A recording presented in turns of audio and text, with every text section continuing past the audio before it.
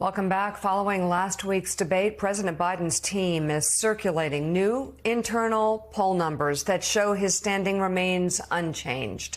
In an effort to calm some Democrats about Biden's debate performance, a campaign official suggested the poll numbers indicate the concern over Biden's age is something voters have already taken into account. Some White House aides tell the Washington Post many who support Biden have long recognized he is showing signs of age, and his debate performance did not significantly change the dynamics of the race. Meanwhile, as of last night, President Biden still has not reached out to top Democrats on Capitol Hill following his debate performance. 5 sources tell NBC News the president has yet to personally call Senate Majority Leader Chuck Schumer or House Minority Leader Hakeem Jeffries, though White House Chief of Staff Jeff Zients was making calls. While Democratic lawmakers are standing by Biden publicly, at least 4 have told NBC News they privately believe Biden needs to drop out now to avoid a lopsided defeat for Democrats. Joining us now, former White House Director of Communications for President Obama, Jen Palmieri, Pulitzer Prize-winning columnist and associate editor of The Washington Post and MSNBC political analyst Eugene Robinson, and co-host of MSNBC's The Weekend, Symone Sanders Townsend, up way too early for us this morning, and President Emeritus of the Council on Foreign Relations, Richard Haass. He is the author of the weekly newsletter Home and Away, available on Substack. And Gene, we'll start with you and your new piece entitled Biden's 2024 Survival Requires a Lot More Than Hope. What does he need to do? And do you think he knows that?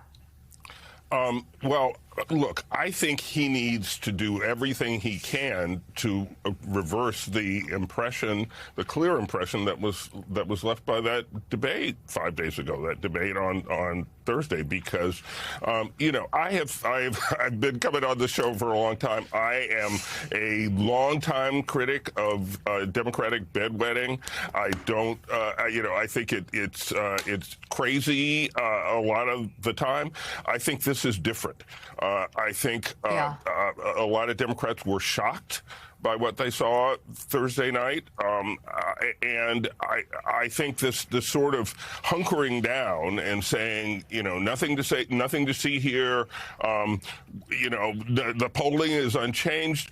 They sent out that memo over the weekend saying the polling is unchanged, so it didn't really hurt us. But that's internal polling focusing on the swing states that actually shows him trailing Donald Trump by a slight margin, within the margin of error, but nonetheless, it shows him behind Trump in these states. And so sending out a memo saying, look, we're still behind, but we're not behind any worse, is not exactly the best ad for your campaign. And so why isn't he calling Schumer and Jeffries? And why isn't he doing some sort of unscripted appearance that shows that erases the impression that was very clearly left Thursday night? I think this is potentially a really big problem for the Democratic Party,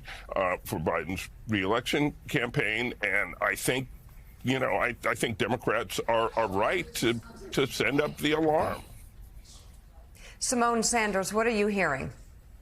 Look, what I'm hearing from, well, it depends on who we're talking to, Mika, to be honest. When you talk to strategists and operatives, not folks that work for the Biden campaign or in the White House, but outside of that, elected officials, right, the political professionals, donors, they are echoing some of the same things that Eugene has noted in his piece that we're all hearing, that they are concerned, that they want to hear more from the White House, that they want to see the president do a town hall, do more interviews, they want to see him more.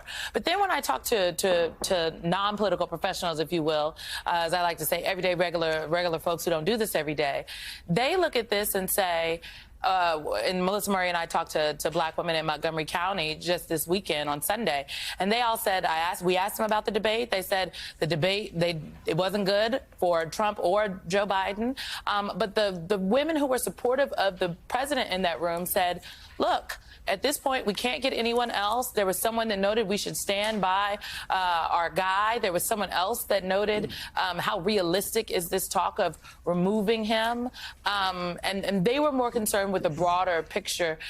And they also unprompted brought up democracy in the Supreme Court. So I would just argue that the best way for the Biden campaign to really they won't be able to stop the talk because the chatter is going to continue because every single thing that the president does between now and November is going to be parsed every single which way. If he stumbles walking, if he walks a little too slow, if he walks a little too fast, if he forgets a word, every single thing is going to be viewed through the prism of what happened on that debate stage. So the chatter will not end. But I think a way to really blunt some of the criticism is, in fact, to let the president put the president out there in various ways in which that he will shine. And again, I think town halls, doing things with voters, real people, where he is answering questions from regular folks will make the difference.